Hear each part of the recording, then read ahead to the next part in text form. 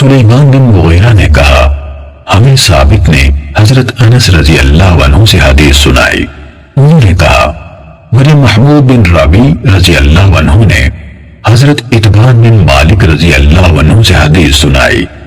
محمود رضی اللہ عنہ نے کہا کہ میں مدینے آیا تو اتبان رضی اللہ عنہ کو ملا اور میں نے کہا ایک حدیث مجھے آپ کے حوالے سے پہنچی ہے.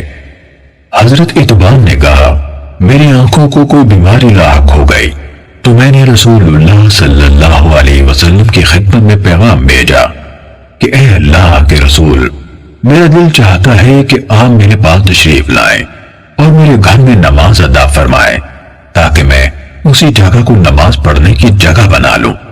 انہوں نے کہا رسول اللہ صلی اللہ علیہ وسلم اور آپ کے ساتھیوں میں سے جن کو اللہ نے چاہا تشریف لائے. آپ صلی اللہ علیہ وسلم میرے گھر میں داخل ہوئے. آپ نماز پڑھ رہے تھے اور آپ کے ساتھی آپس میں باتیں کر رہے تھے. انہوں نے زیادہ اور بڑی بڑی باتیں مالک بن دخشم کے ساتھ جوڑ دی. وہ چاہتے تھے کہ رسول اللہ صلی اللہ علیہ وسلم اس کے حق میں بد دعا فرمائے اور وہ ہلاک ہو جائے اور ان کی خواہش تھی کہ اس پر کوئی آفت آئے.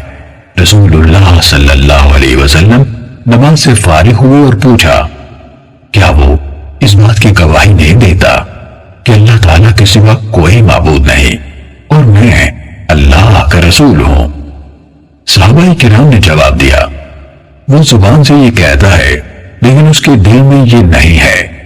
آپ صلی اللہ علیہ وسلم نے فرمایا کوئی ایسا شخص نہیں جو گواہی دیتا ہو کہ اللہ کے سوا کوئی معبود نہیں اور میں اللہ کا رسول ہوں تو پھر وہ آگ میں داخل ہو یا آگ اسے اپنی خوراک بنا لے.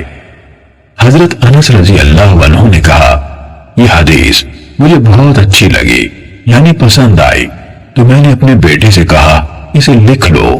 اس نے یہ حدیث لکھ لی. صحیح مسلم حدیث نمبر 149. حضرت عباس بن عبد المطلب رضی اللہ عنہ بیان کرتے ہیں کہ انہوں نے رسول اللہ صلی اللہ علیہ وسلم سے سنا آپ فرما رہے تھے اس شخص نے ایمان کا مزہ چکھ لیا جو اللہ کے رب اسلام کو دین اور محمد صلی اللہ علیہ وسلم کے رسول ہونے پر دل سے راضی ہو گیا. صحیح مسلم حدیث نمبر 151.